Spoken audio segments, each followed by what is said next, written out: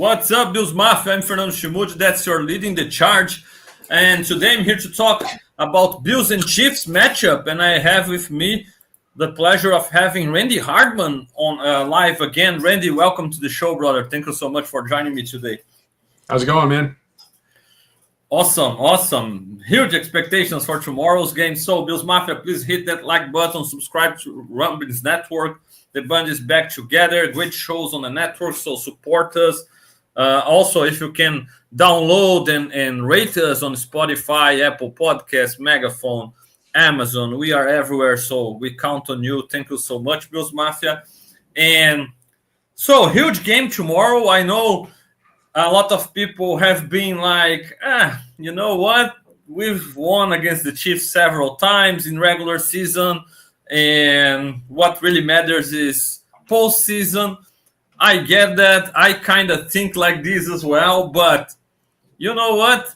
Some things can make difference during the playoffs, right? And there is home field advantage during the playoffs.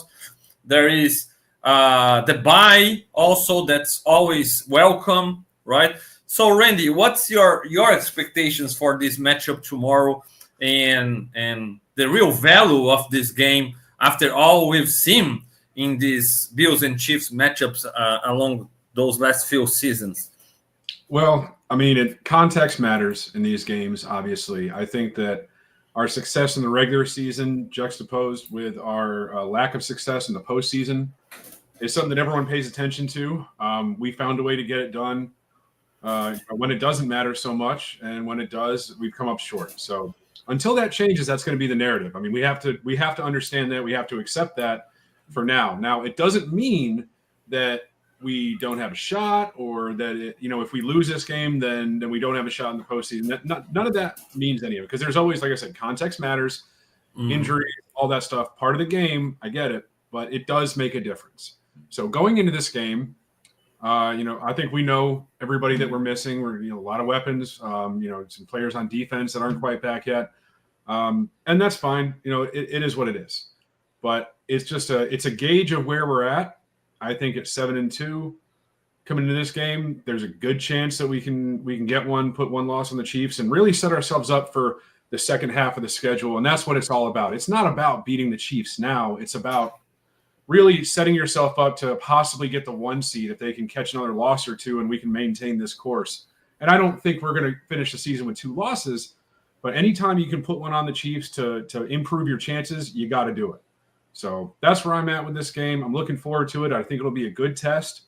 I think we can come out on top if everything goes right, but can't make mistakes, and you got to get on top early are my two big keys. Pretty obvious. It's not anything groundbreaking, but that's where I'm at with it. Yeah, man, I totally agree. I think depending on the results tomorrow, there will be people like, oh, we beat the Chiefs, so now we finally get their number and we'll get it done again in the playoffs.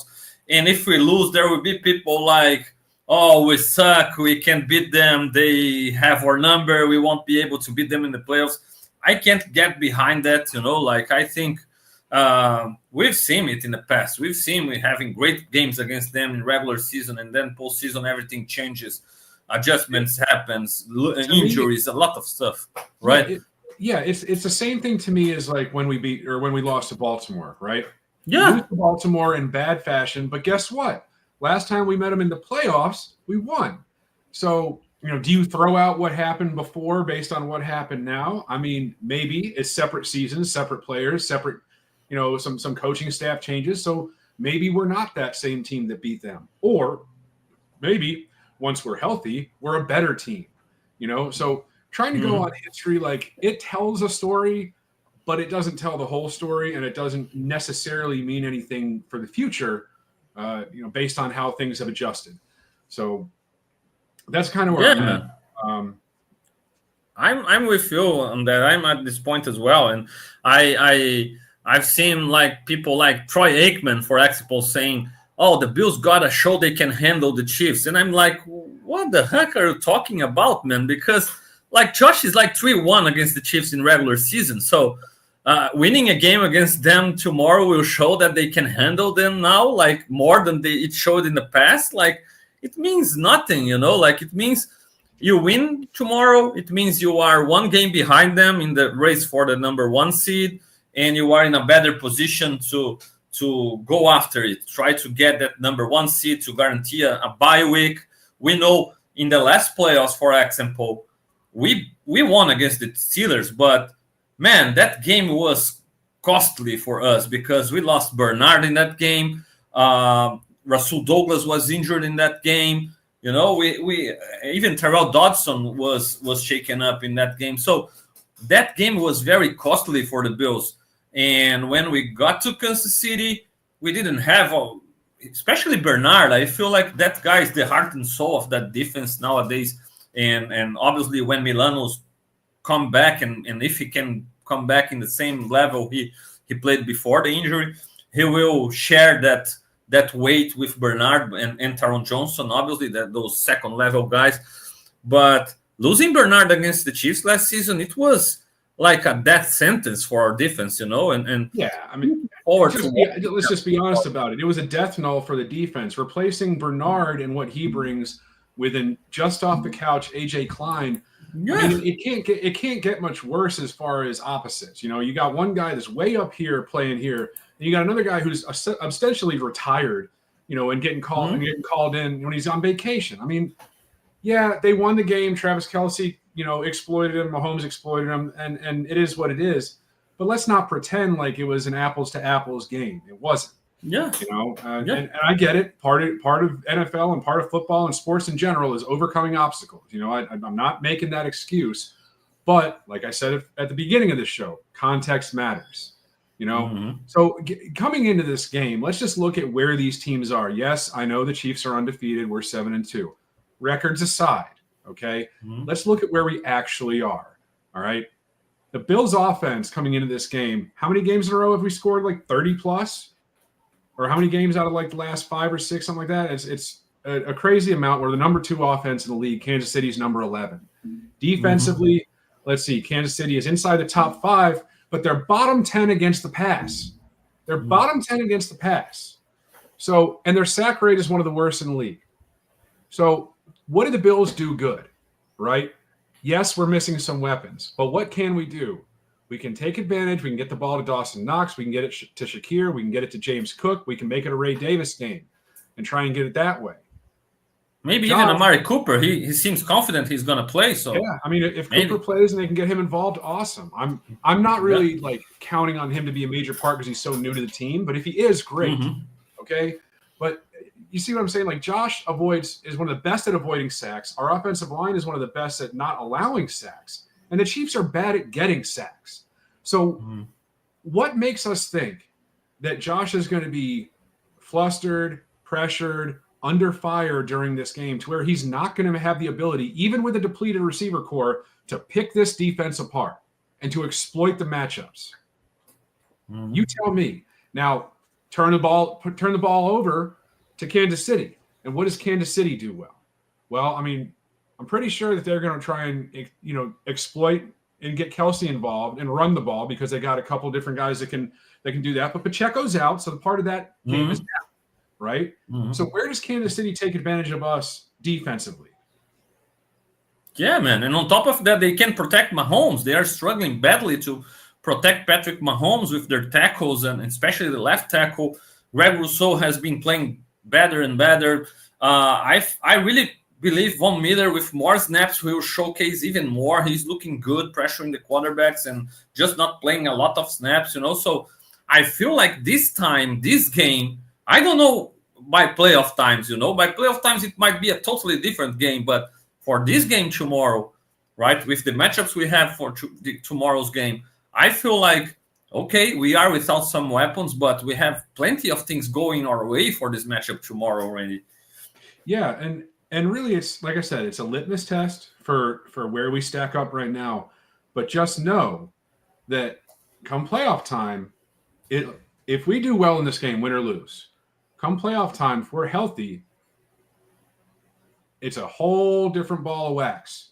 You know, so I'm cautiously optimistic about this game, win or lose. If we get embarrassed, if we get blown out, then I'll be concerned. But going into it, I don't think that's on the table, essentially. And because of that, I feel like it's a win-win for us. Okay, if we win, great. Put a loss on the Chiefs. We're one step closer to a possible 1 seed. If we don't, we're essentially tied with everybody else for a 2, and Baltimore's got a tiebreaker. So we need some help after that. But the road's open. The road is still open if we win this game. If we lose, it's a little bit further away, but it's still available. We just need some help. Yeah, man, and even with the division situation right now this year, we are pretty comfortable leading the division and bear an implosion. The division is ours, so it seems like we'll have a possibility of the bye week against the Patriots in the last game of the year. You know, like the last 3 games against Patriots, Jets, and Patriots again. If you have some people shaking up and you need to rest some guys, you need to, just like we are right now, not pressing. Like if Cooper plays, great, but if it's not good enough, he doesn't need to play right now. You know, and Kincaid as well. I believe if it were a playoff game, Kincaid would play this week, but probably they are being careful with him. And I'm totally fine with that now. And they probably will be able to do that in the last 3 or the last 2 weeks of the season. And it minimized the needs for the bye week. That would be awesome with the seed 1. But it isn't as great as it was in the past few seasons when we were like with a lot of trouble late in the seasons, needing that bye badly. But unfortunately, we didn't got it, right?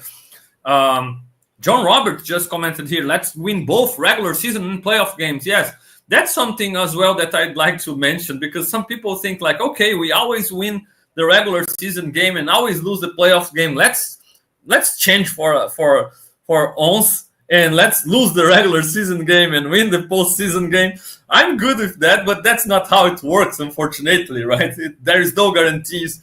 Losing tomorrow means winning in the postseason. I just feel like, Randy, I always talk about how divisional games are tough, and especially when you have a great head coach on the other side as your opponent, because people adjust. People knows what you can do, and they adjust, and they start to know your plays, and and so battles between great coaches and great teams, details can decide it. And I feel like the Bills have been the wrong side of the trade, because our adjustments are always in a regular season game and then we win, and then the Chiefs adjust in the postseason game and win against us. So not having the weapons tomorrow, I totally agree with you. Like, that's kind of win-win, because we're not going full strength against them, full passing game, Amari Cooper, Keon Coleman, Kincaid, Shakir, all our weapons. No, we're going to be a different team tomorrow. Like, probably they will try to run the ball even more than they've done recently, just like in the first few games. And in the last postseason, Brady had some success in the first half running against that Chiefs defense, right? Probably they will see guys that won't even see the field against them in the playoffs with Coleman back and Kincaid back. So I feel like it works in our favor, in this game tomorrow, because we still have enough like to battle against them. It's not like they lost his need, and I love this need as their corner. They couldn't replace him with a player in the same level. It might be the reason they aren't so great against the pass this season, or one of the reasons at least. And so I like the guys we have for this game tomorrow. Like, not that we have a big advantage, but we have enough to compete against them when we look at their depth chart and their players in their secondary, in my opinion. Sure, and let's put it out there. I mean, this is the biggest difference between these two teams are the head coaches. Okay, and I'm not saying that McDermott is a bad head coach or inferior, and that's not what I'm saying. What I'm saying is that Andy Reid, he coached with Sean McDermott for years as an assistant and then as his DC. He knows this defense. He knows where to exploit it. He knows the holes. And as the offensive play caller, as the offensive guru of this generation, Andy Reid is dialed in specifically against this team. As long as he has the pieces to move around and to work, I think the Chiefs always have a slight edge in these games. A couple years ago, when we beat the Chiefs by a couple of scores, I believe it was, when Rousseau got that one-handed tip to himself interception, I said it was a fluke and got roasted. They're like, oh, how are you going to say it's a fluke? I'm like, how many times does a 6'9" freaking defensive end bat a ball to himself and then run it in for a pick six or whatever it was? Like, do you think that's a consistent way to win? You think that's something that's going to happen 9 times out of 10 or even 50% of the time? No, it's a one-off. And so counting that as something that's just magically going to happen every time we play Kansas City is foolhardy. It was a fluke couple plays that helped us get up on them. It doesn't mean it was a fluke win. It means that those things just don't happen all the time. And yes, they were great plays. And yes, there were things that we did to make those things happen. It wasn't like it was just dumb luck, but it's still something that you can't count on translating game over game. That was the point. And it held true in the playoffs. Guess what? In the playoff game, we didn't get those breaks and we lost. Yeah, man. And now that you mention it, I'm putting my money on the third interception from Johnson tomorrow. The guy has been a ball hawk from the defensive line, So now that you said that, maybe. It can happen, right? But true that, and just like we didn't have some plays going our way or not going our way because it's on the players to execute, on the coaches to call the right plays and etc. But we had so many drops deciding some of the past contests. We had we had the best missed field goal. We had the Dion Dawkins maybe being able to contain Chris Jones for one extra second to Josh to hit Shakir. So we had close plays like deciding, right? And even going back to the 13-second game and Butker hitting that field goal, like if he misses there, it's over. Like we win. They won't have Butker in this game. Yeah, they don't have Butker in this game. They don't have Pacheco in this game. They've been struggling with their left tackle. They don't have Snead anymore as a corner. So I feel like they are kind of more exposed. Their defense has been awesome. But even if you watch the Chiefs this season, they aren't like scoring a lot. And then, I kind of like you expect Andy Reid to have the advantage, like to know how to attack the Bills defense. But maybe Babbage has something also, and he might be more confident to play a little bit more man this time. I don't know if Bernard in the lineup or even if they go into that third and long situations where they've played dime a lot.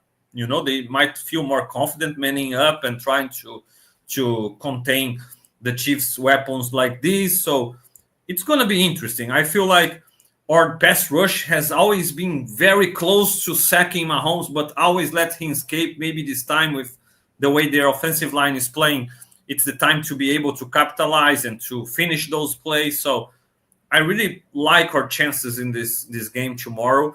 And does it mean something to postseason? No, it doesn't. But for tomorrow, man, I feel like they have a good chance. Yeah, you just brought up a good point about the pass rush. So, we know how much this head coach and this front office puts value on the defensive line and the pass rush and investing in those things and how important they feel those are. And the bottom line is that we just haven't gotten the juice for the squeeze, so to speak, on all those investments. Now, it's not that they've all been bust. They haven't. Ed Oliver's turned into a good player. AJ Epinesa is a solid player. Greg Rousseau is an ascending player. And what we've seen from Von Miller in the half season that he was healthy and now coming back after this injury and suspension, it's positive. It's good things. Mm-hmm. We've gotten good results from Daquan Jones and good results from Austin Johnson. But it just hasn't been enough when it matters. Mm-hmm. So mm-hmm. that is a thing to watch in this game is, if the Chiefs O-line is a little bit down and their weapons are a little bit subpar in comparison to other years, this defensive line has got to do their job and help set up the back half of the defense to make plays on the ball. That's how we really put pressure on Kansas City. This defensive line has got to get free so they can open it up on the back end for them to start hawking on balls and breaking on things, because Mahomes will put it at risk.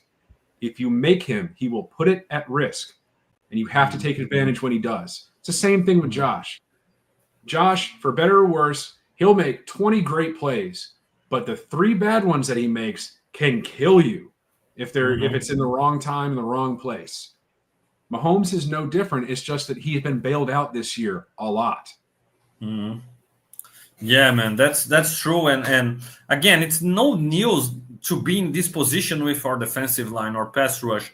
I remember that game against the Bengals in the playoffs where they didn't have some starters in that offensive line, and I remember saying, not in the lead in the chart in English, in the Portuguese version. I remember telling people here from Brazil, I was like, look, the Bengals, they are bleeding, If the Bills don't beat them, somebody will beat them. They won't win the Super Bowl with this offensive line like these backups playing. They are bleeding. And it happened. They were able to beat the Bills. Our defensive line was a no-show, didn't take advantage of their backups playing, and they got past us, but they didn't survive later and couldn't win it all.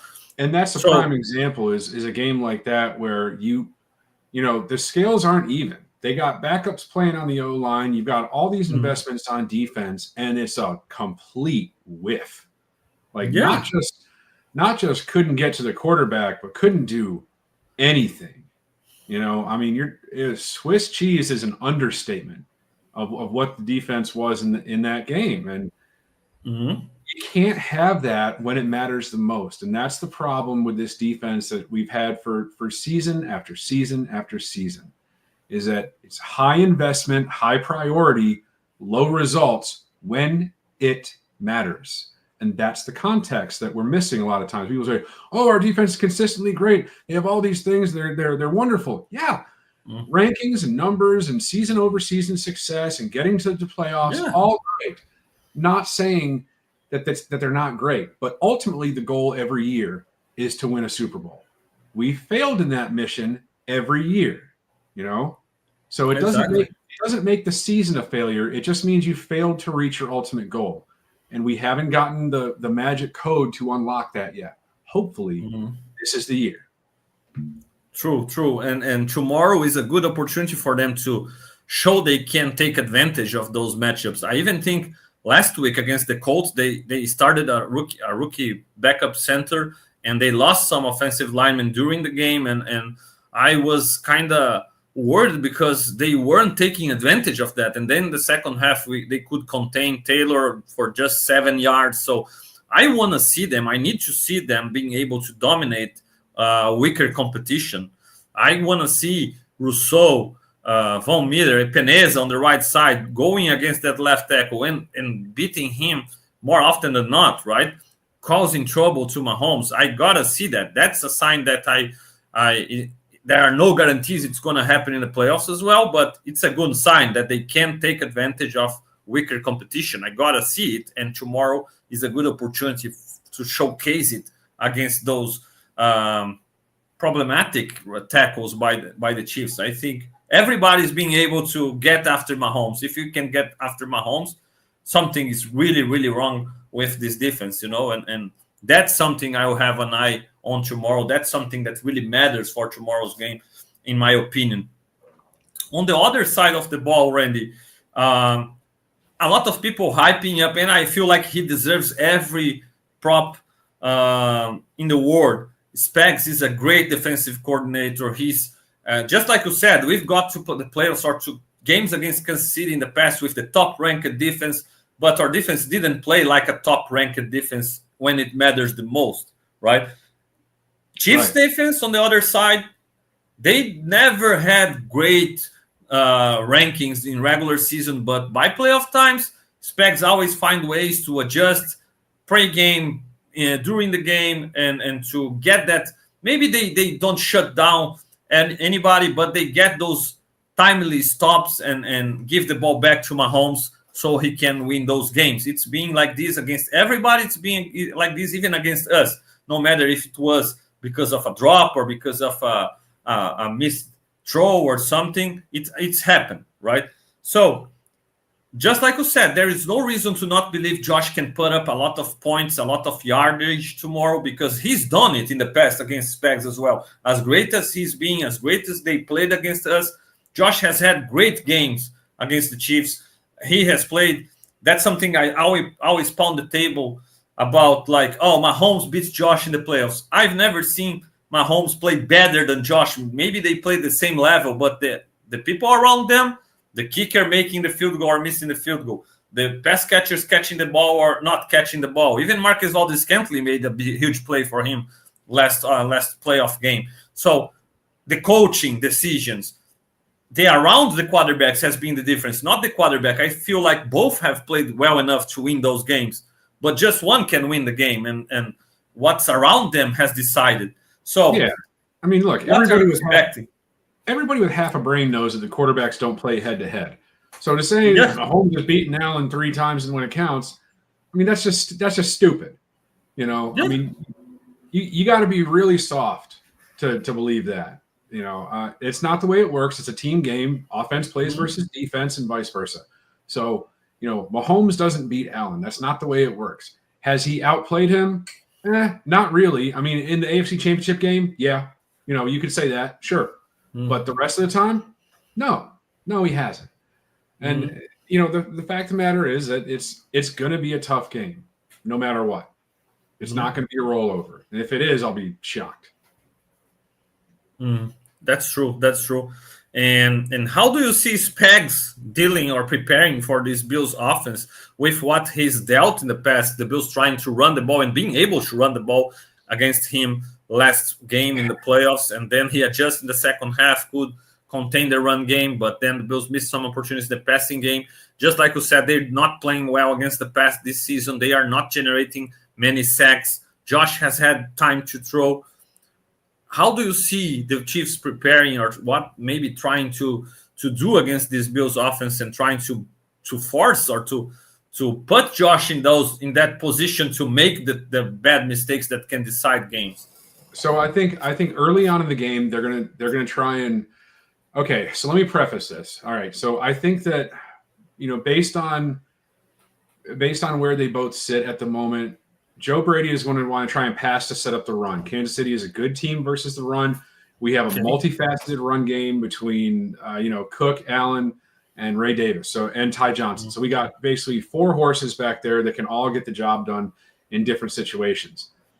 They're good versus the run. So if we come out trying to establish that and control the line of scrimmage, it's playing into what they want. It keeps the game lower scoring. We score more points than them on average. You know, we scored, I think, 28 or something. Their average is like 24.3. If they want to get into a track meet, we win this game. Let's be clear about this. In a track meet game, we win. All right. So they're going to want to try. They're going to want to try and bring pressure from different angles to force Josh to make mistakes, to get behind the sticks, you know, and then get off the field on third down so they can come out and play their game. That's the game plan. I think early, if we come out passing, they're going to try and bring extra blitzers. They're going to try and bring extra pressure and make Josh beat them one-on-one with that good secondary that they have. Okay? Because the pass rush, I don't think, is going to get there by itself.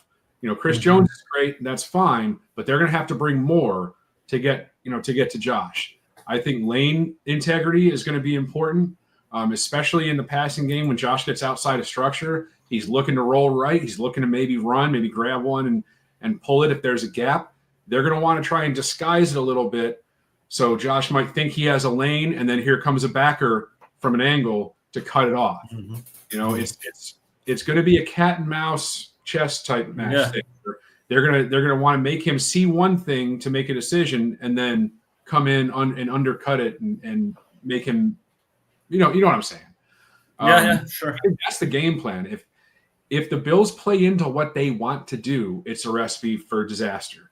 So we've got to come out and try and exploit what they don't do well. And to me, that means layered concept underneath, quick passing, take advantage in the middle of that defense and the boundaries a little bit, and set it up for later. You know, you kind of start in the short and intermediate, work in a little bit of run at the opportune times, and then over the top when you have the opportunity, but don't force it. Yeah, makes total sense. And on the other side of the ball, just like you said, Reed has had advantage against McDermott. What can you see from McDermott, from Babbage on against this Chiefs offense that has struggled this season?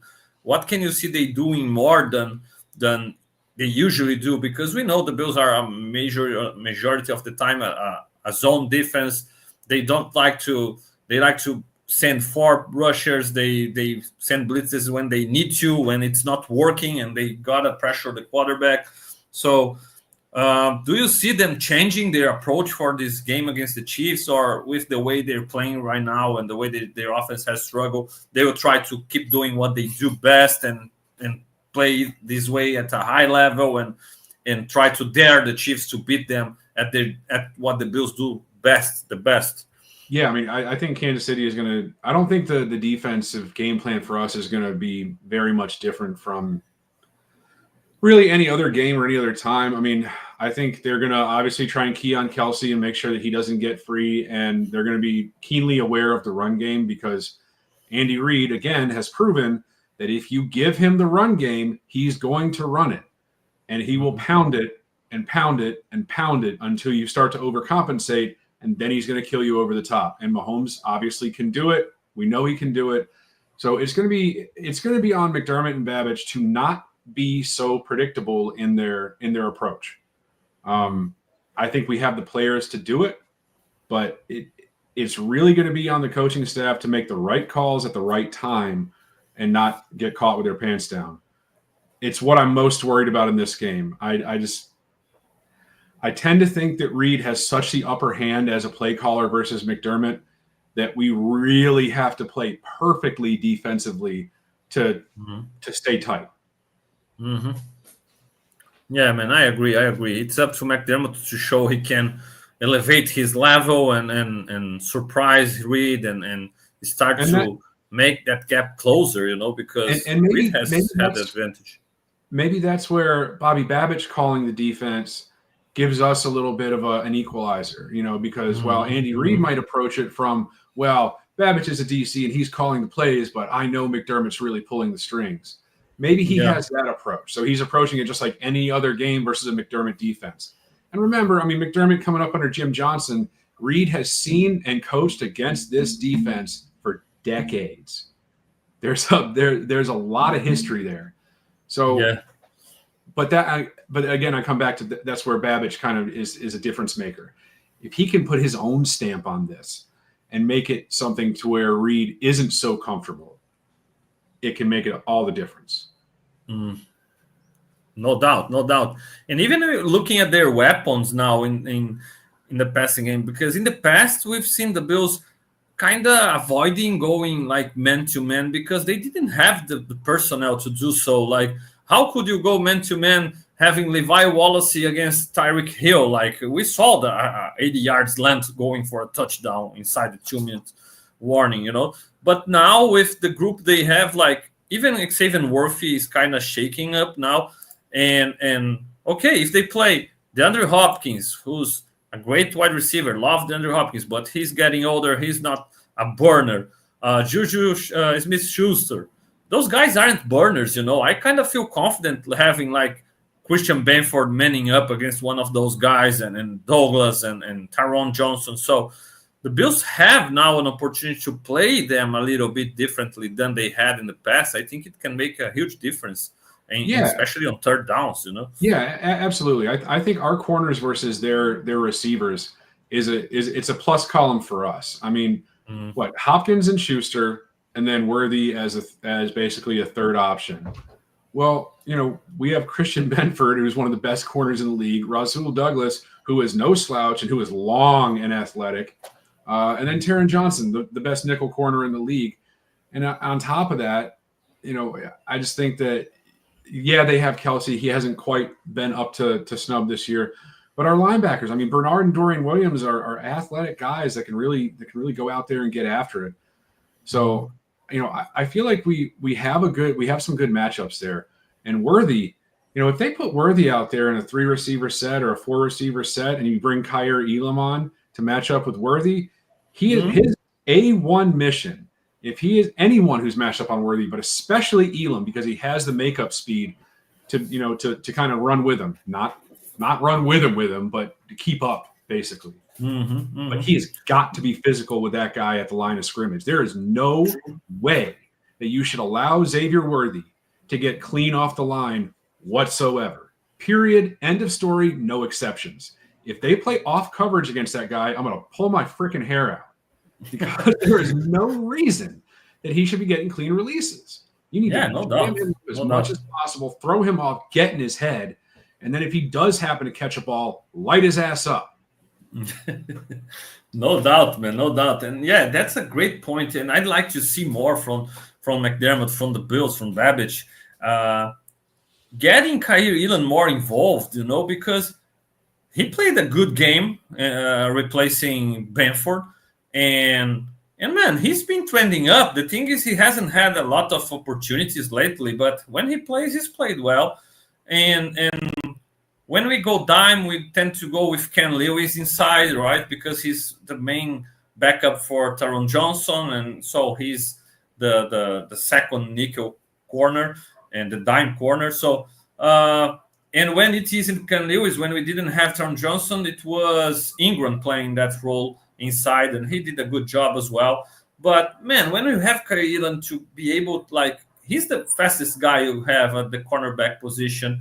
He's a guy that can match up against those speedsters. He can be physical as well. He won't be, it's not like, you have him on the field, it's got to be man coverage, because he has experience starting as well. So I'd like to see the Bills using him more, bringing him on, and having him involved, especially in those big games against tough opponents and in specific matchups. I'd like to see the Bills doing that more often. And who knows, maybe they have something for tomorrow. We'll wait and see. But I haven't seen the Bills doing it enough, in my opinion, already. Yeah. And, fast forward to later on in the season when you have Bernard, Williams, and Milano healthy, that adds another layer to this defense to where you could actually play a genuine 43 and take Taron Johnson off the field a little bit, even though, again, he's the best nickel cornerback in the league, I think, bar none. Not a whole lot of argument there, in my opinion. But if you want to switch it up, if you want to change the look, you could play a real 43, and that changes it a little bit, because you got more physicality out of the three linebackers as opposed to two and Taron Johnson. So yeah, man, and I will go even further. I know it's not that simple as some fans believe. It's not Madden, like you can just put the guy out there and he will perform no matter what. But with the time Taron Johnson is in this defense and the time he's with the Bills, he knows the defense pretty well. If you play base 4-3 and you don't want to take Taron Johnson out of the field, I'd take Damar Hamlin out and put Taron kind of as a safety there. And I don't think he would be a liability. Oh, you can't work like this. It can work, man. I refuse to believe Taron Johnson, who plays weak side linebacker, nickel corner, he does whenever you ask him to do, he does. If you want to bulk up your defense and play heavier with 4-3, man, and you want to keep Taron Johnson, you can keep him on the field. Take Hamlin out. Keep Taron Johnson. I have no doubts in my mind he can be a better, nothing against Hamlin. Again, solid player. He's been doing his job at a solid level. I'd rather see Bishop more because of potential, but I get it. The coaching staff trusts him. He's a veteran already. That's a conversation for a few months away. I got something for you there, buddy. Yeah, man. So you can have Taron Johnson ready for, base 4-3 package, you are our strong safety, or you are our free safety.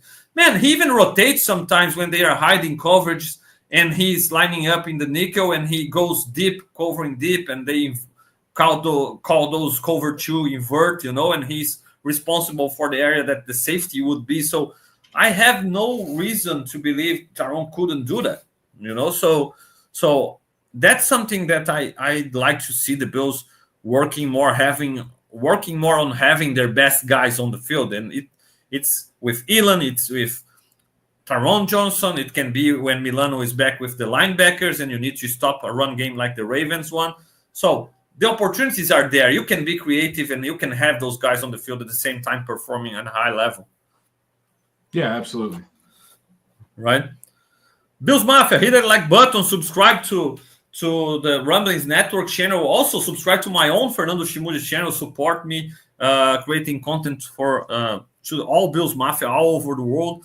So, Randy, if you had obviously other than the quarterbacks, right? But if you had to pay attention to one single player, both sides of the ball and both teams, which guys do you think would be the X factors for those games? Which guys outside the quarterbacks you believe, man, this guy, if he has a great game, he can make the difference for the Bills, or he can make the difference for the Chiefs?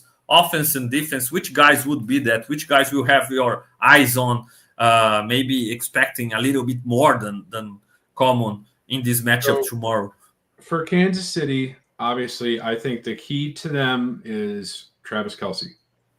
Yeah. I think if you contain Kelce, it makes Mahomes go other places that are more susceptible, and I think it also frustrates him a little bit to not get his guy involved.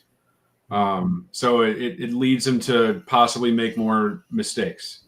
Defensively, I think it's easy to say that Chris Jones or Trent McDuffie would be, the guy, but I'll take it to a different direction. I think George Karlaftis is a big X factor in the game, because if you focus attention on stopping Chris Jones, well, who do you pick up on the other side?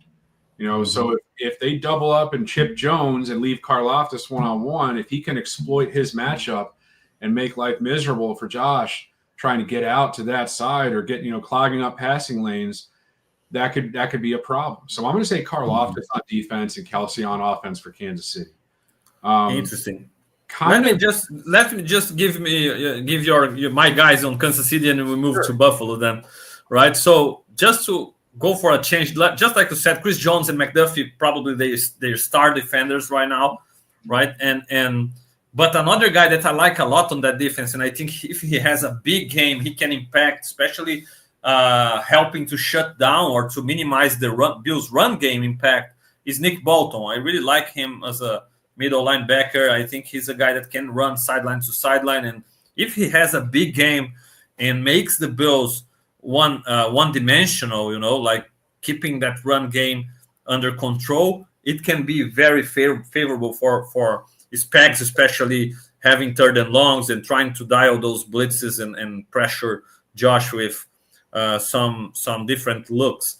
And on offense, Kelce, great number, but I will go great name, but I will go with Hunt here. All right, Kareem Hunt, because if they get that run game going, just like you said before, and they really want, if the run game is working, he won't refuse to run the ball. He won't not take it. So Hunt is a physical runner. We've seen the Bills maybe sometimes having some trouble with run games and struggling to contain them, and especially against the Chiefs and the way they can punish you with the passing game, or they've at least did it in the past against us.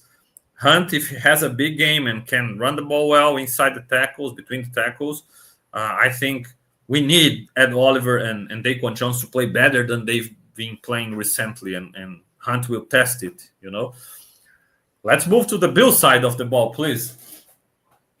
Sure. So I think the guy that is going to be the difference for the Bills is the other DK. It's Dawson Knox. Okay. It's Dawson Knox. With Kincaid out and with some other guys, I think that they're going to try and get him involved, and it'll be the important balls. It'll be those third down bailouts, big first downs, yards after catch down the field. Like, they're going to need him to make some plays. And with the evolution of his blocking this year and how great he's been at that, that's going to be just as important. So key seal blocks on a couple, choice run plays, or, chipping on Chris Jones to make sure that he doesn't get home, and, giving Josh an extra half second to get a ball to Shakir or even a Knox. His level of play and how good he is tomorrow is going to make a big difference for us, I think. Defensively, along those same lines, I think it's Von Miller. I think you got to get your money's worth out of him in a game like this. That's just put it on the table. I mean, He's getting paid. He needs to perform. We need him for this one. We need him for this one. Yeah, man, no doubt. I will go with you with Von Miller there. I can't go with other name, maybe Greg Rousseau, but we kind of expect him to continue to play well. Maybe AJ Peneza, who's been awesome against the Jets left tackle, who was probably the biggest matchup, the most difficult matchup, and he played great against him, and then he goes, nobody can fight him against some other weaker left tackles, and you can't understand that, right? But Von Miller, man, that guy got a pay cut before this season, and he knows why he was brought into to this Bills team, So if he wanna get that money back, recover some of that money that he agreed on leaving on the table before this season, he knows that's the game. He gotta showcase his skills. He gotta sack Patrick Mahomes, and he'll be able to go to Brandon Beane's office like, you know what? You brought him in for this, and I'm showcasing I can still do that. You got to pay me more of my money, So I hope to watch a great Von Miller game tomorrow, and I feel like that's a great opportunity for him to do so. And on the offensive side of the ball, yeah, Knox is a great name. And if Amari Cooper plays, I feel like he might be able to be a difference maker for us tomorrow. Shakir, I think, will be. He's always important, but McDuffie will be all over him in this game, in my opinion. And the guy I will have an eye on, McDuffie might be outside in this game. Yeah, that's a possibility. But with Shakir, I don't know if they will go that route, man. And the guy that I think he can do a difference for us, just like he did last game with important plays, is Mac Hollins, because that's a guy that he will have the best matchup against that Chiefs defense when playing man, If he can take advantage of those matchups and win and catch the ball like he's done recently, I think he'll be extremely important. He obviously contributes blocking and doing the dirty job people don't want to do. But as a pass catcher, as a wide receiver, if he can give Josh a reliable pair of hands to catch some passes against good matchups, I feel like he can be extremely important in this game, just like he was against the Colts. It's so sad that you have to count on Mac Hollins. Yeah, it is. I don't want to tell people Bills Mafia that, but for tomorrow, unfortunately, Mac Hollins gotta be a difference maker for us. He will have some opportunities. Come playoff time, if we're having that conversation, the only thing in my mind is doom. We don't want. Let's get it out of the way now. If we need to count on him, let's count on him now. Man, we could really use that breakout Mac Hollins game against the Patriots. This isn't the game that we want Mac Hollins. Man, he might get it, but it's not one to going in and be like, man, that sixth receiving option in the offense really needs to have a big day today. Yes. Man, I just hope a big day by him, because it would be the second consecutive game he plays well in an important role because of injuries, obviously. I just hope they don't take it like, okay, now let's keep Coleman on the bench and play Hollins. I would be so mad at it, But, man, hopefully not. But for tomorrow, I think we'll need him. And another guy, maybe Curtis Samuel. Curtis Samuel last week got some more looks, more opportunities. It's tough, but maybe, who knows? He can deliver a little bit more. It's a long season. So I'm not gonna give myself the old pat on the back quite yet. But I tried to tell you during the offseason when we signed him, I said, hey, it looks great. I get it. Everyone's excited. But keep in mind, what did we talk about when we opened the show? Context matters. When Curtis Samuel had his big breakout season, the context behind that was that Christian McCaffrey was out for the year.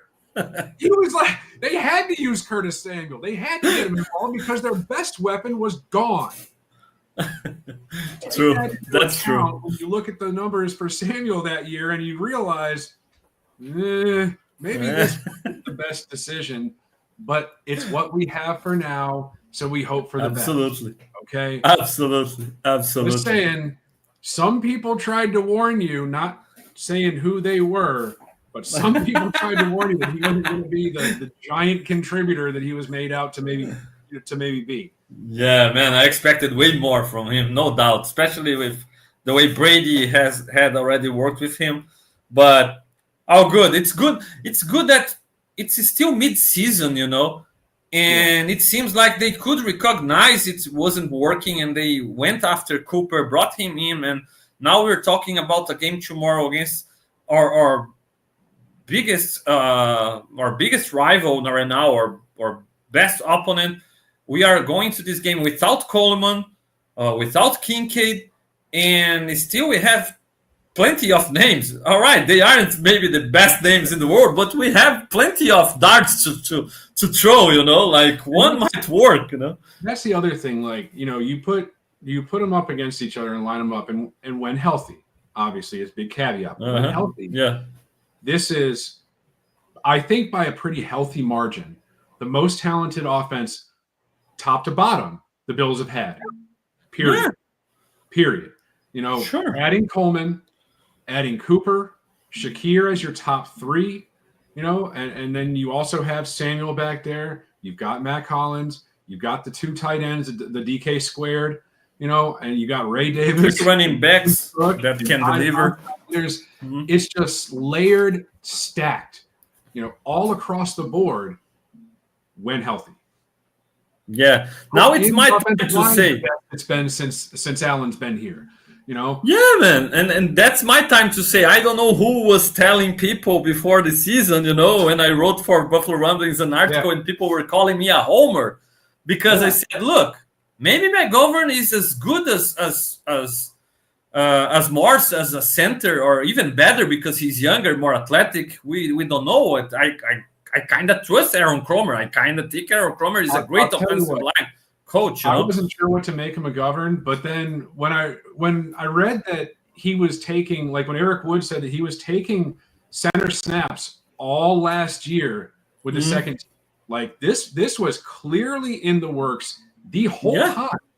It was a plan by Cromer. That gave me a whole lot better view of where this line was going to be coming into the season, and they haven't disappointed really. Spencer Brown has been outstanding out there on the right side. Deion Dawkins, he's been his same Deion Dawkins self. Like he's a great player, a couple bonehead plays here and there, same thing with Brown. But overall, the best bookend tackles we've had in the Josh Allen era. You got Osiris Torrance having a great second year, McGovern sliding over, having a great year at center so far, and David Edwards doing a very serviceable, I think, above average job. Man. Edwards is like a big Bates, Yeah. A guy that's Edwards like, how can we get rid of Ryan Bates? Well, maybe they knew a little bit more than we did. And that's okay. That's fine. But it's just it's great to see things coming together and that the team had a plan and they executed it and it's working. I think that the first several years they would do things, they would make these moves, and you weren't quite sure how it fit, and it didn't really pan out. The Benjamin thing obviously sticks out as one. The Kyrie Elam draft is another one that just didn't quite go. But you got Benford out of it, so it's a net positive. It would have been nice to use that first round pick on somebody else other than Elam. Not saying who, but whatever. But it worked out in the long run anyway, right? Yeah, true. And they've done a really good job of building both sides, of building this team, and especially on the offense. I really admire the job that Brandon Beane and Sean McDermott have done, and it set us up for long-term success. Because even if this move for Cooper is just a short-term rental and he's here for just one more year after that, you re-up Shakir, which will be a really interesting contract. Coleman going into like year 2, 3, 4, possibly 5, and you add another receiver behind Cooper, and you just keep building and replacing on offense like that. And the same thing with the running backs. When Cook's deal comes up, he cycles out. Ray Davis is into year 3, 4. You draft another running back, in the middle rounds. They've shown as much everything's set, right? They told me before, it doesn't look like this is a team that's really going to look at a first-round running back, and that's fine. That's fine. If they get the value that are getting out of James Cook and Ray Davis, if they can cycle that every 2 years with a new guy while the other guy phases out, perfect. Spend a day 3 pick on a running back that you can get 4 solid years out of. Awesome. Mm-hmm. Yeah, absolutely. And even about the pass catching group, the wide receiver group, like we remember how I was mad when they didn't try to add DeAndre Hopkins more. They didn't want more to do that, or they left him go. They let him go to the Tennessee Titans, and I was like, man, we have Diggs at the top of this group, and Diggs, okay, he looked great, but if Diggs gets injured, if we miss Diggs for some reason, this group doesn't look good, man. I couldn't trust Gabe Davis, and then Sherfield, and then Hardy.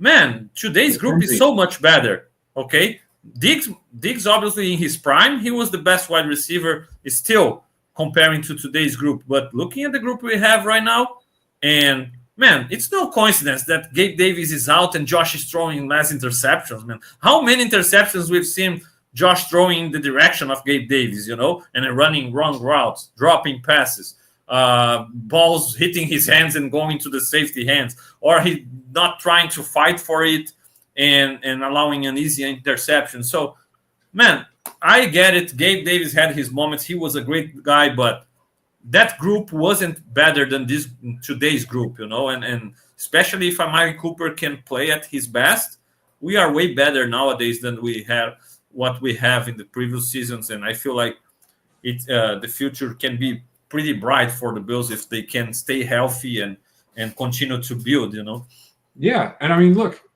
Khalil Shakir has been a revelation this year. Yeah, he wasn't that guy right in the past.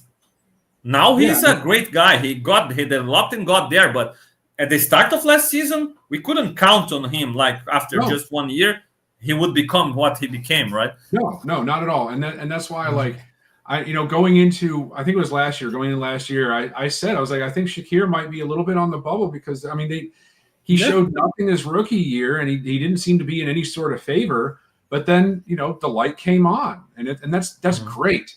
And when it comes to stuff like that, I love being wrong. I would love being wrong about things like that. Me too. No doubt. It's wonderful. And now he's positioned, as a high-level threat for us. He's got 48 catches, over 500 yards. He's on pace for near 1,000-yard season, if not over 1,000-yard season as your slot receiver.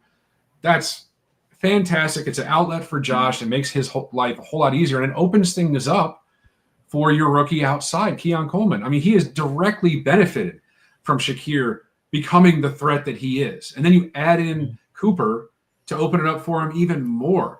Keon Coleman is going to be the beneficiary of the Cooper trade and the elevation of Shakir, in this offense. Mm-hmm.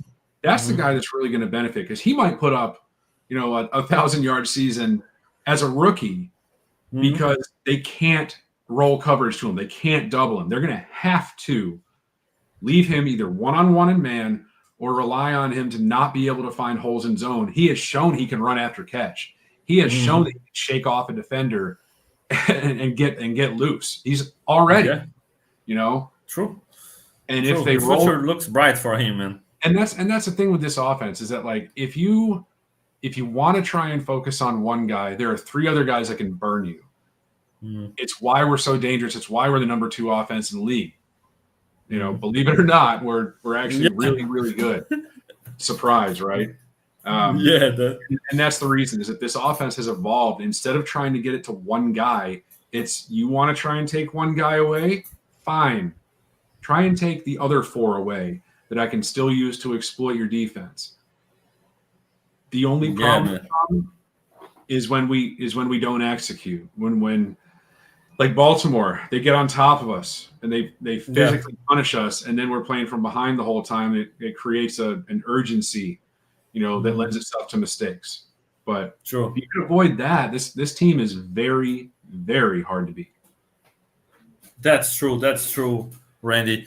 Bills Mafia, thank you so much for joining us today. Hit that like button, subscribe before leaving. Randy, thank you so much, brother. Always great to have you on the show. Really appreciate it. And I'll be back with the Leading the Charge in Portuguese tomorrow, post-game show. And the door's always wide open for you, Randy. Thank you so much, brother, for joining me today. Appreciate it. Thank you.